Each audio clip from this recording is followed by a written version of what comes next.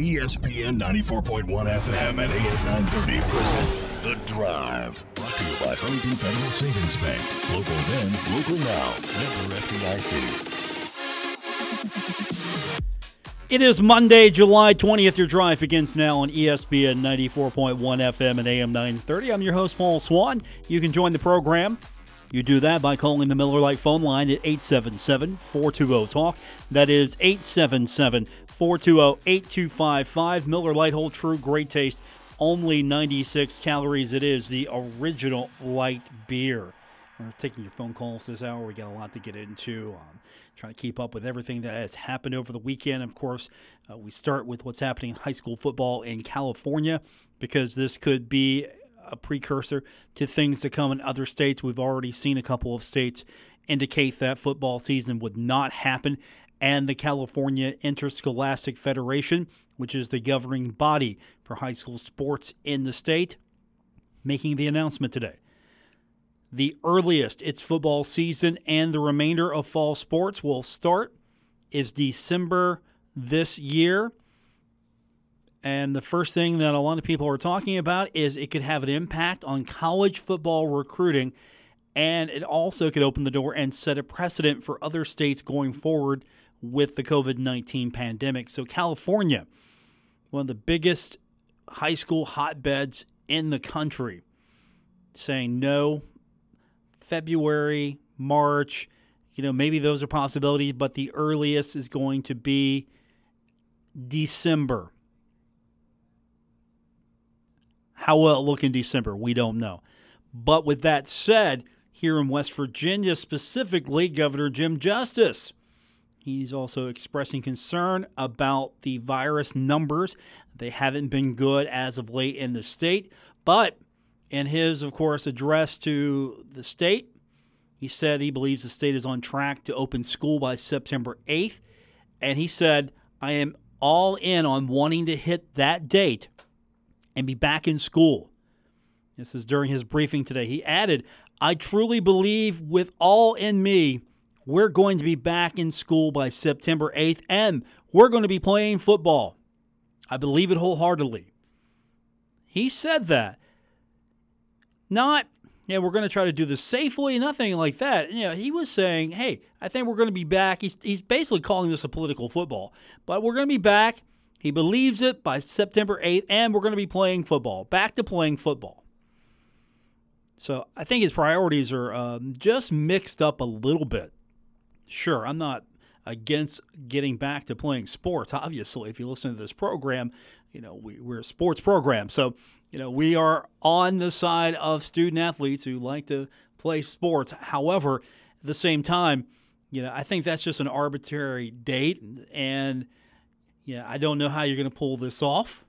You've got states across the country deeming it not safe. You've got colleges, major colleges at that, pushing back the date to when they're going to play college athletics, and even eliminating some of the travel, getting rid of the non-conference side of their schedule. So it's still up in the air, I think. I think trying to set a date of September 8 is, again, the very thing he says it is. It's political football right now. So he's believing it wholeheartedly that we're going to be back to playing football on September 8th. And, of course, the big thing that a lot of the people who are proponents of this are saying, again, it's the well-being of the student athlete, the psychological makeup of these kids. They need this structure, or the fact that recruiting is going to be damaged for these kids. And there's so many, and I can come up with excuses for and against all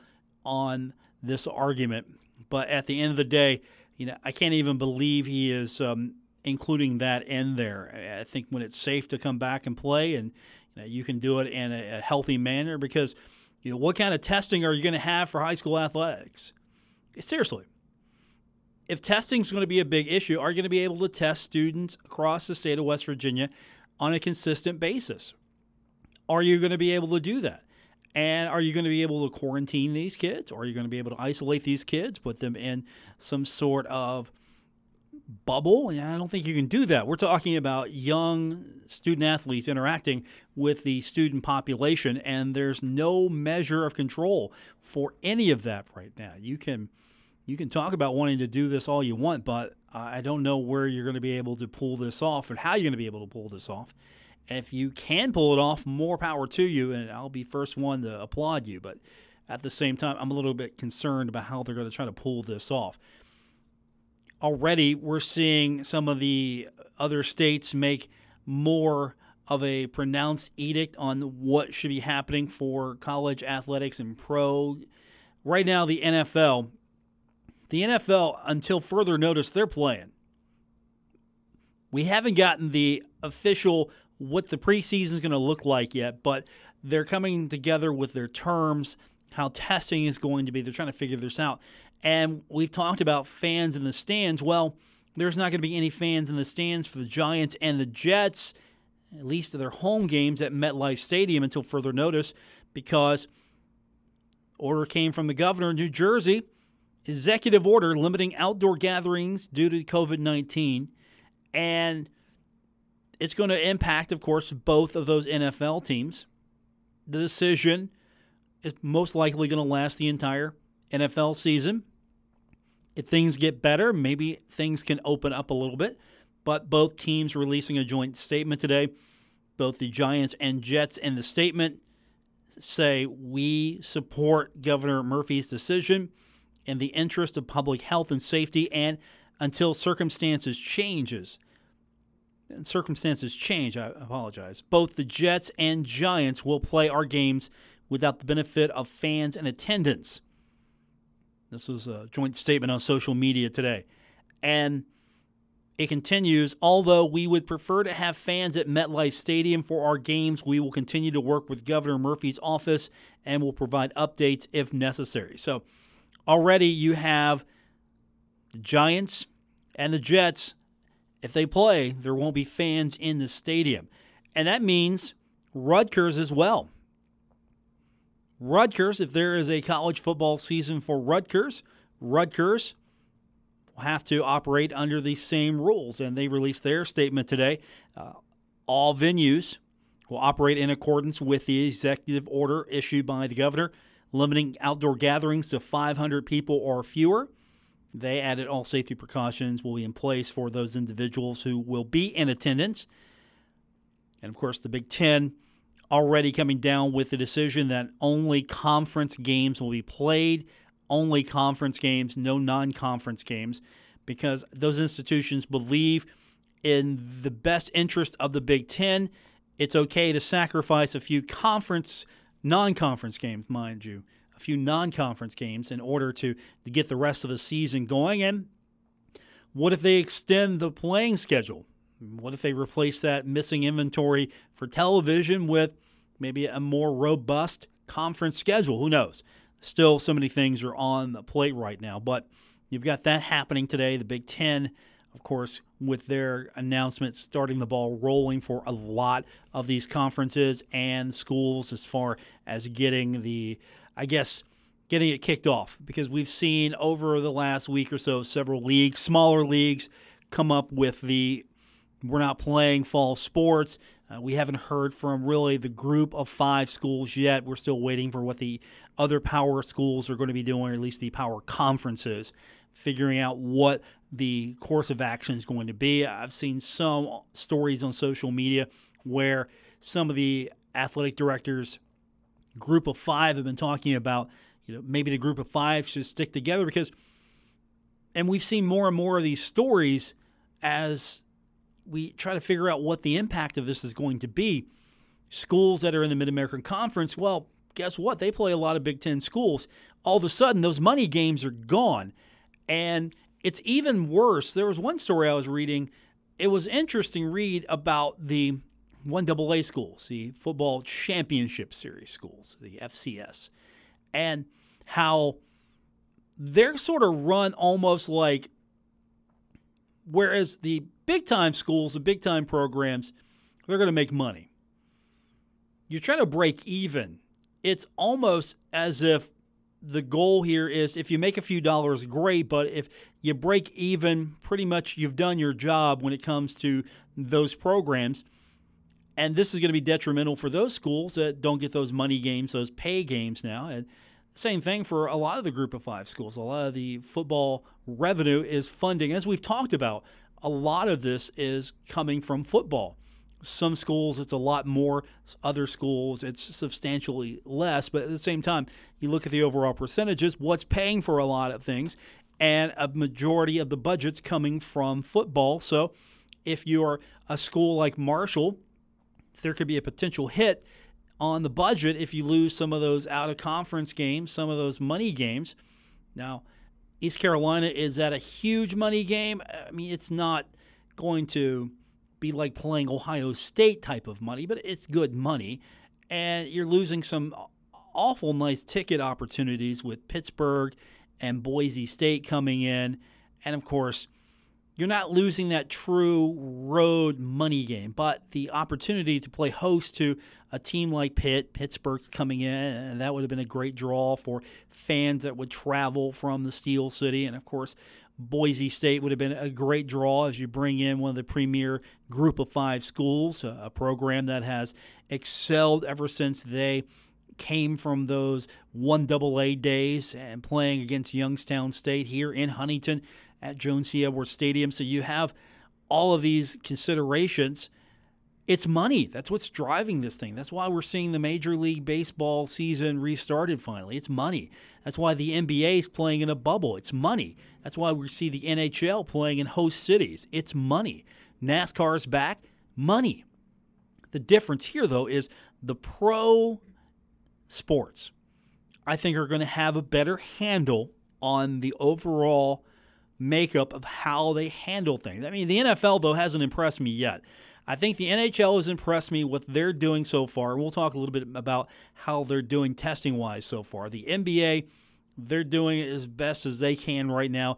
Baseball, I actually watched a couple of games over the weekend briefly. I didn't watch in its entirety, but I watched a little bit of the Mets-Yankees, and it was entertaining to a degree.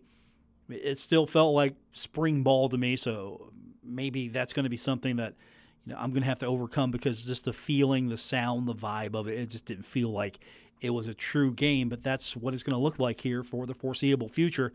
So the pros are going to be able to really take advantage of the unity, whereas we've gone over this before. The colleges, everyone is sort of a city-state. I mean, we're not Alabama here. Everybody except Alabama. Of course, Alabama can spend sick amounts of money. And if you've seen their Twitter handle, go check Alabama's Twitter handle out because they released the photos of their locker room. And let me tell you, their locker rooms are probably better than most, if not all, the NFL locker rooms.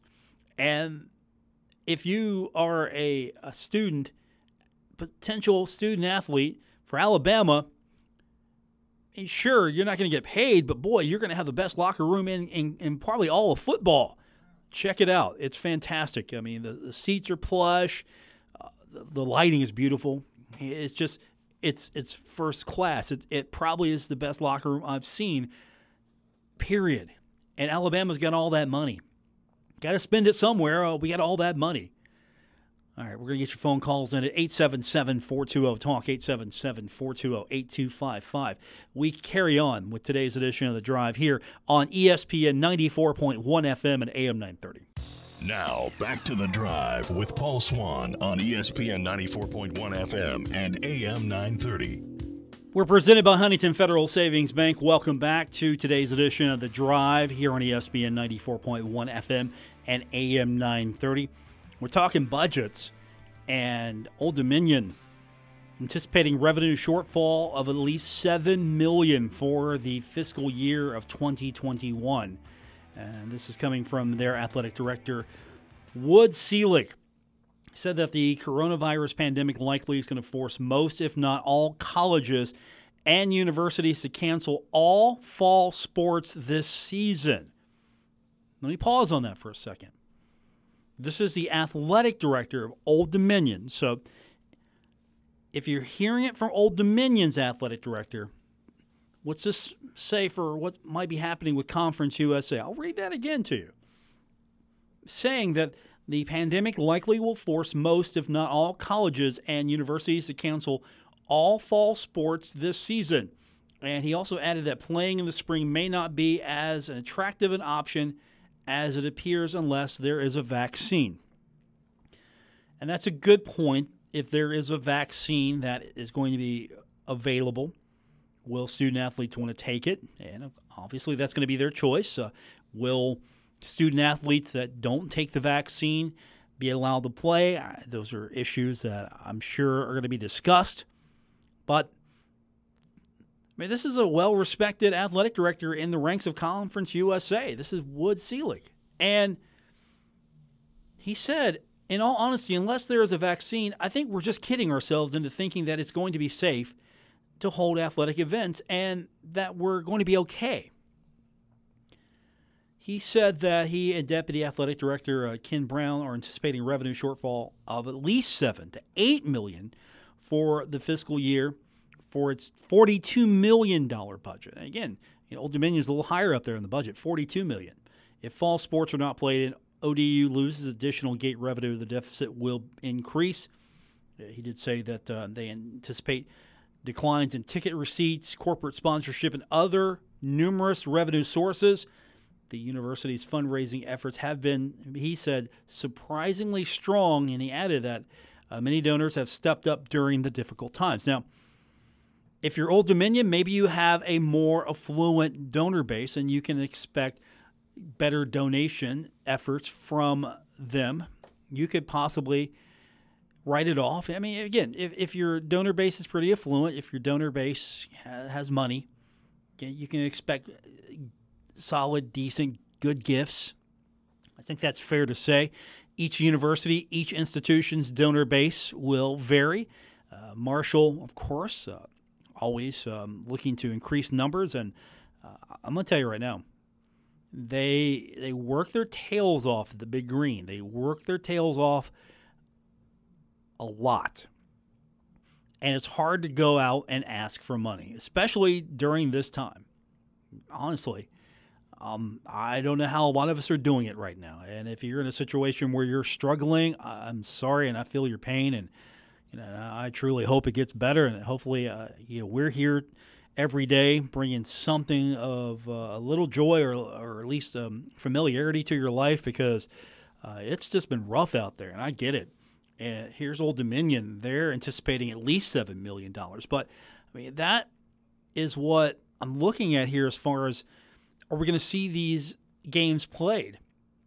Because we haven't really got any indication that anything's going on. Now, football is operating publicly on social media as if it's happening. Why wouldn't the social media accounts, why wouldn't anyone put the good front on, hey, we're getting ready for the season? Because you want to be positive, you want to be optimistic, and there hasn't really been anything said yet that says, look, this game against East Carolina coming up late August, it's not going to happen. That hasn't been said yet. So you're planning on that game. You're planning on Pittsburgh coming in to Huntington on September 12th. You're planning on Boise State coming in on September 25th. Ohio, going to make that trip. They're going to make that road trip up the river, down the river, depending on where you're at. It would be down the river for them. Be up the river for Herd fans. I do know. September 19th, take it on Ohio. Battle for the Bell. The itsy-bitsy, teeny-weeny trophy that I can't stand. I like the concept. No, I like the concept. Hey, battling for a bell, but then you actually see the trophy. That's the bell. I mean, couldn't you get this big, gigantic, huge trophy bell that you got this little itsy bit. I mean, it's don't get me there. Let's get me off that topic right now. I don't want to get in trouble with anyone. That is a topic that will get me in trouble. So let me just back off that right now. But you get my point here. You get my point completely. That donations are going to have to be key for Marshall and for other schools, because that's going to be a source of revenue. It's going to be a huge source of revenue.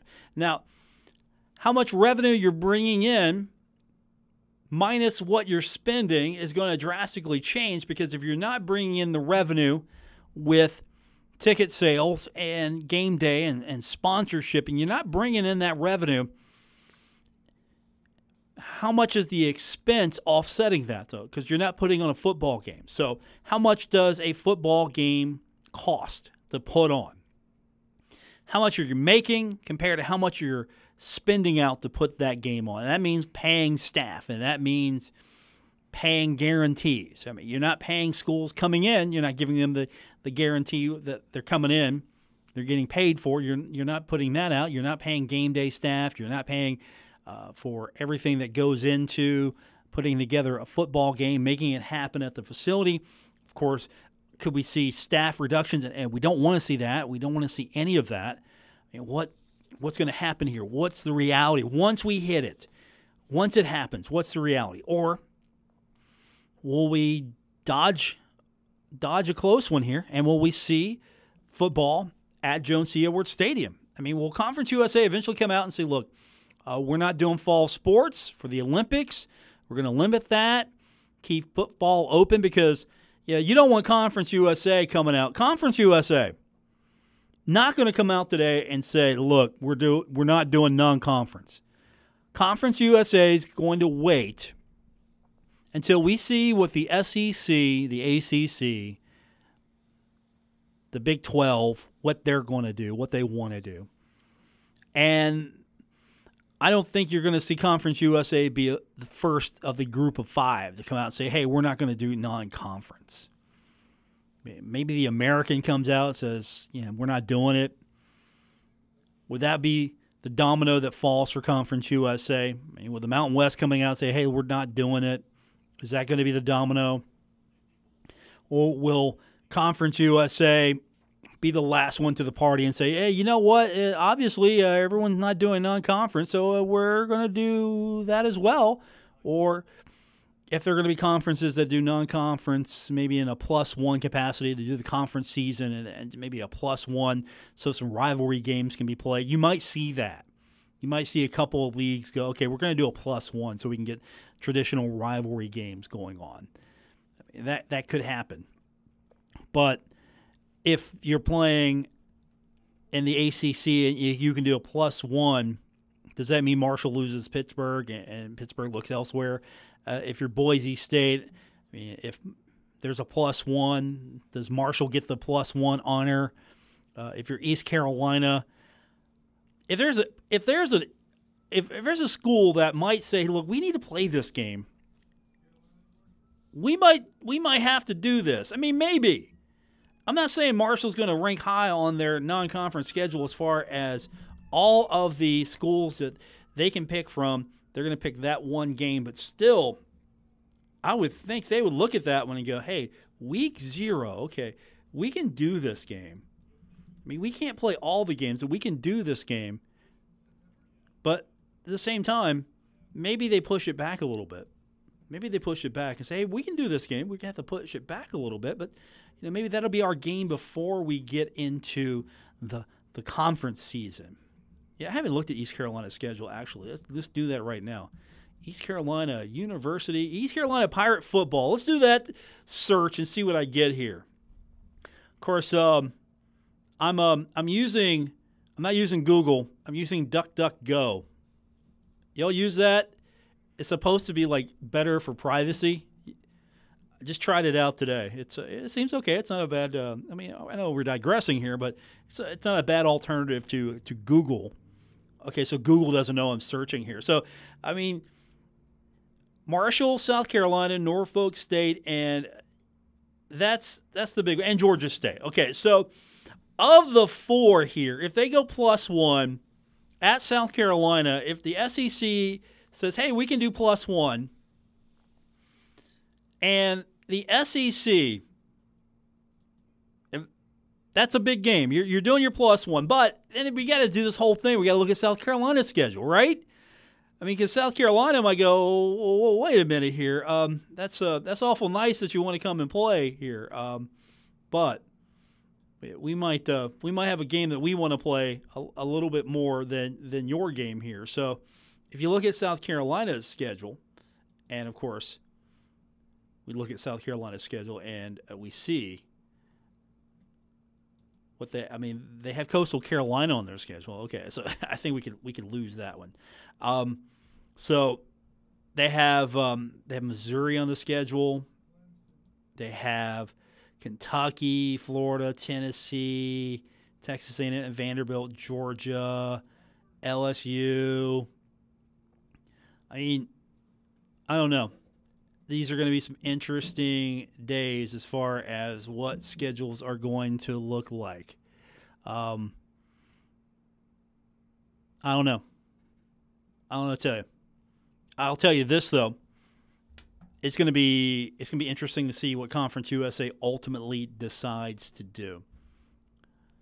Coastal Carolina, though, I mean, I wish Marshall could get Coastal Carolina on the schedule. I mean, if Coastal Carolina needs a game tomorrow, I would play that game. I would play that game completely. But as it stands right now, if it's a +1, you got Coastal Carolina, East Carolina.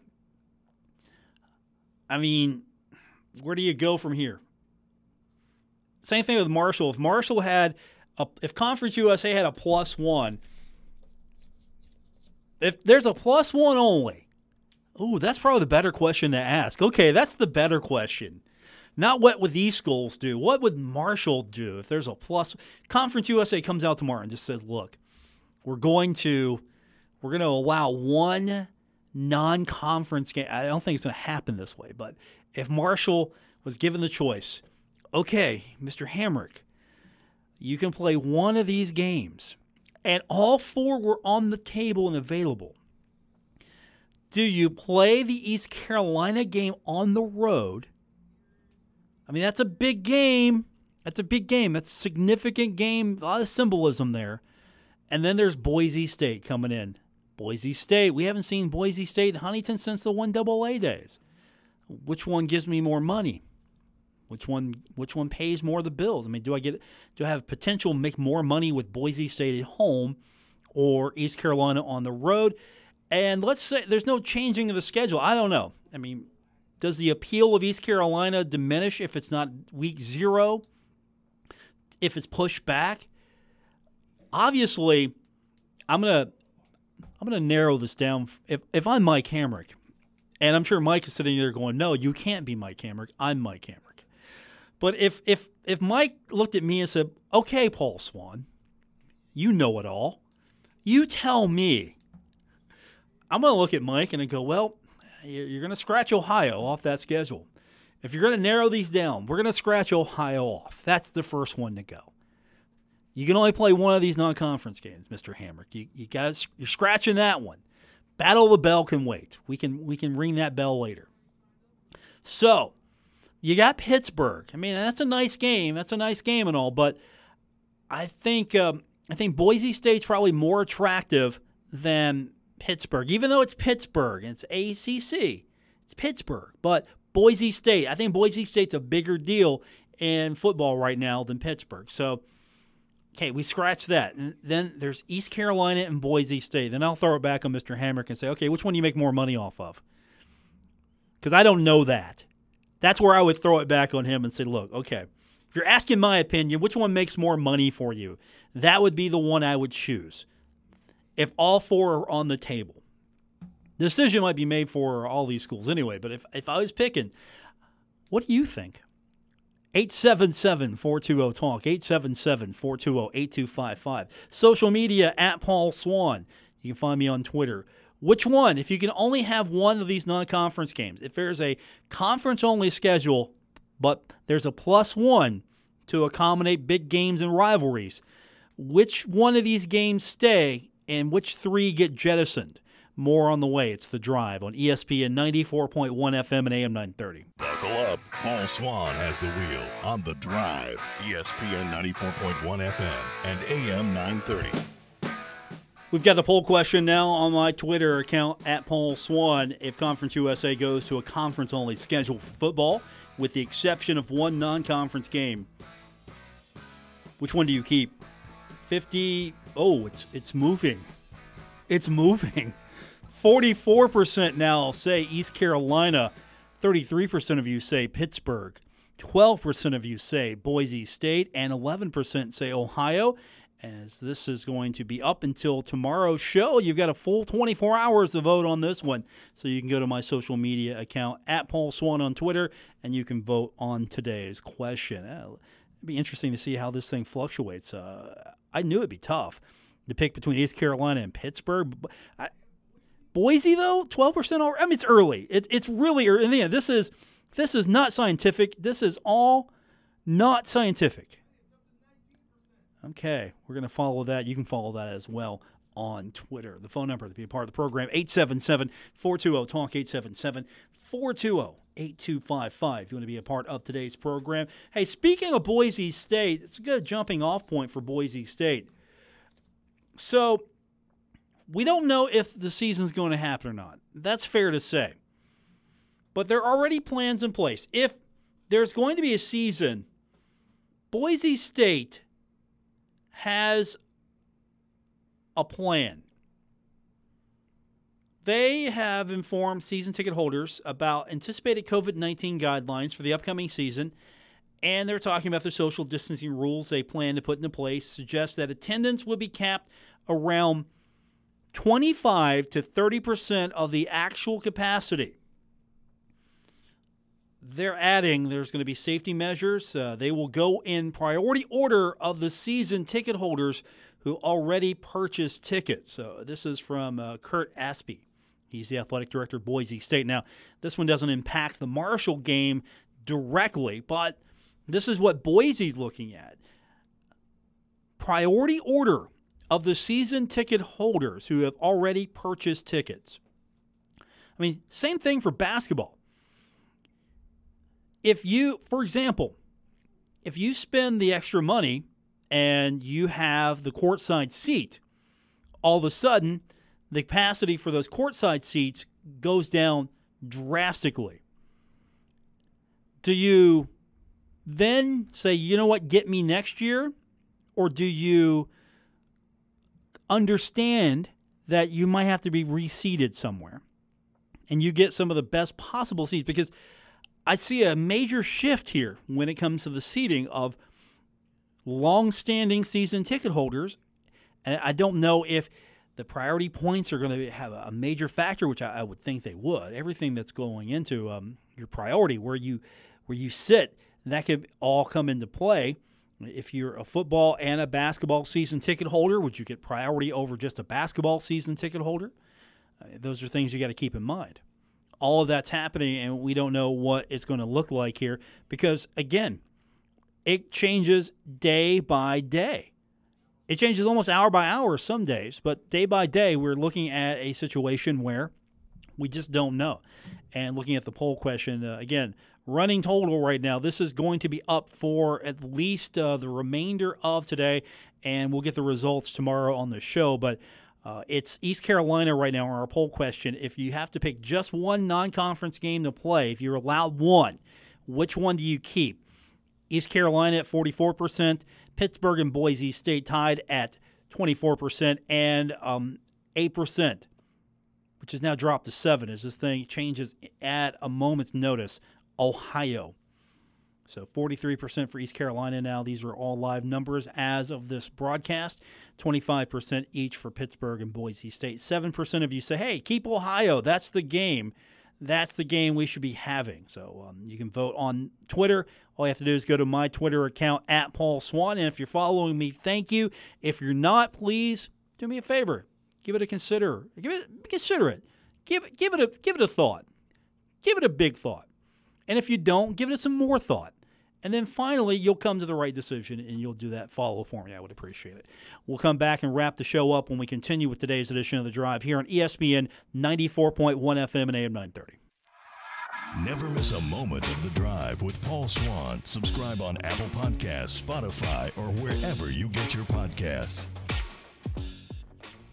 Welcome back to the Monday, July 20th edition, The Drive on ESPN 94.1 FM and AM 930. Paul Swann, your host here. We're on until 6 o'clock this evening. Of course, you can find us on Facebook at any time, The Drive with Paul Swann. You can find me on Twitter at Paul Swann. That's where we have our poll question right now, asking you if Marshall can keep just one of its non-conference games, which game should the Thundering Herd keep on the schedule, and we'll review the final results later on in tomorrow's edition of the show. Hey, it's a big day.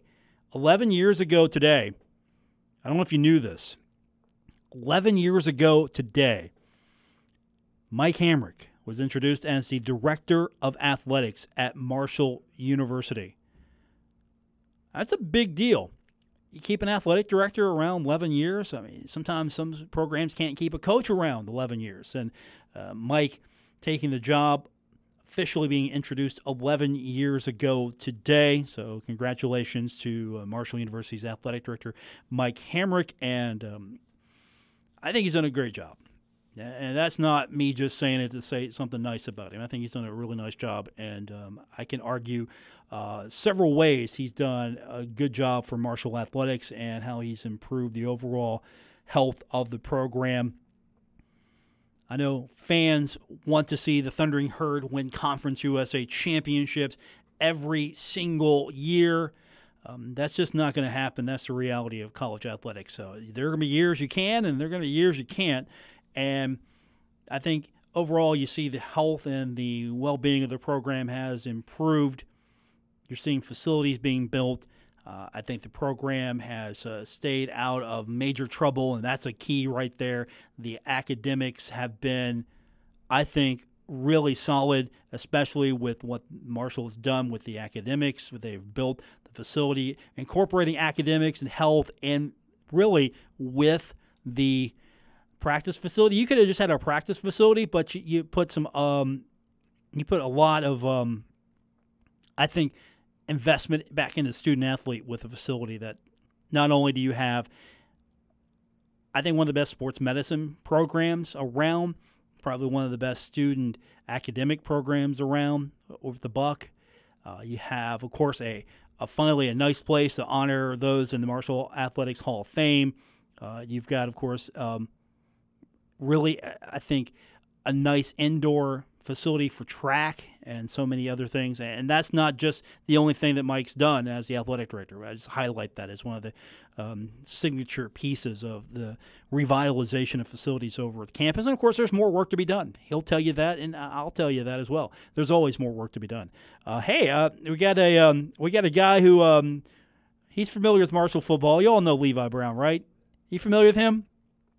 He says Pitt or Boise on Twitter. So he's picking Pitt or Boise. No, you have to pick one. You can't go Pitt or Boise. You have to pick one. Right now, the poll results, again, unscientific. We'll have the final results tomorrow. That means you get a whole day to rally for your favorite team. East Carolina, 36% of you say, hey, play that game. 33% of you say play Boise. 19% say play Pittsburgh. 12% say play Ohio. If you could keep one. So it might come down to East Carolina and Boise State. I was kind of anticipating that. Which one pulls away? Which school pulls away as your favorite choice?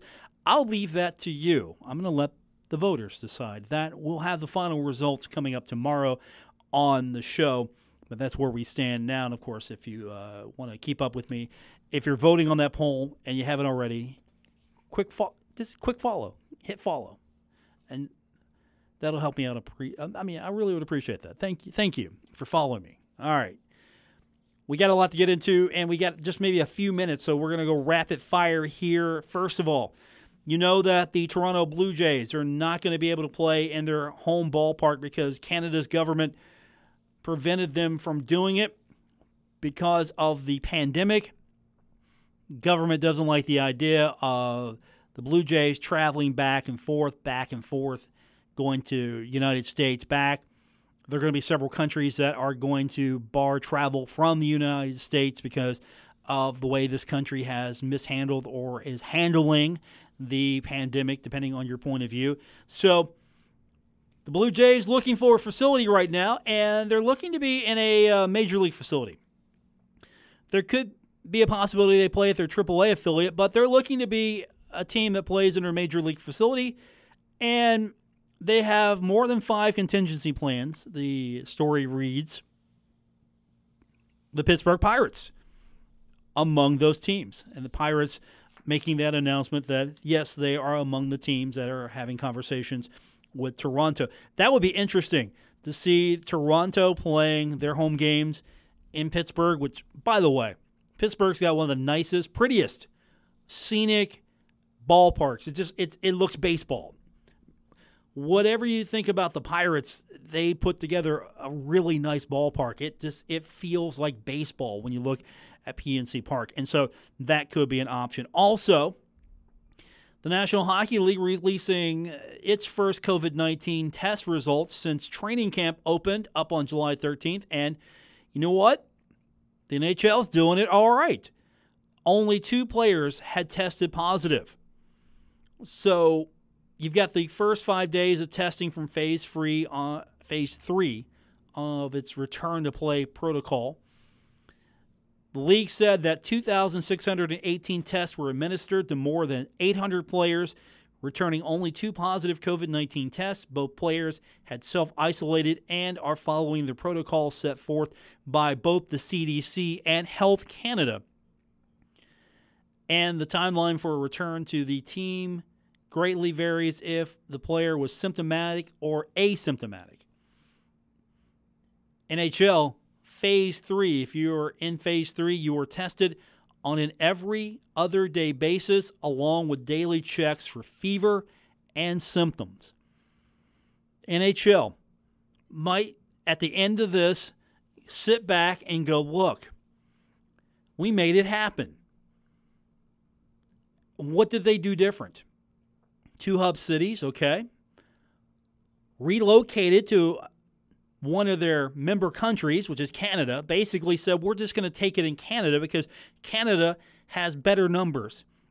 And the NHL feeling more confident in the host cities in Canada than they were with the cities chosen, or at least were considered, in the United States. NHL might be sitting back going, hey, we might be onto something here. So that's what you got right now with the NHL and what they're doing as far as getting back to play.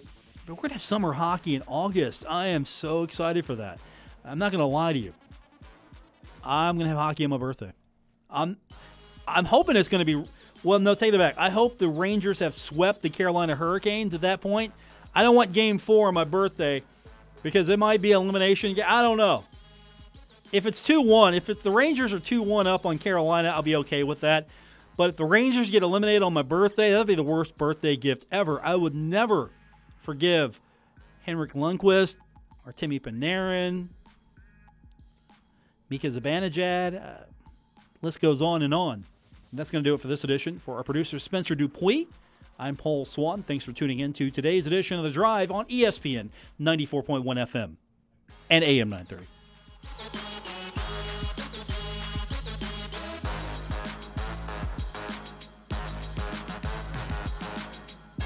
WRBC Huntington, W227BS Huntington, your flagship home of the Marshall Thundering Herd and The Drive with Paul Swann, ESPN 94.1 FM and AM 930.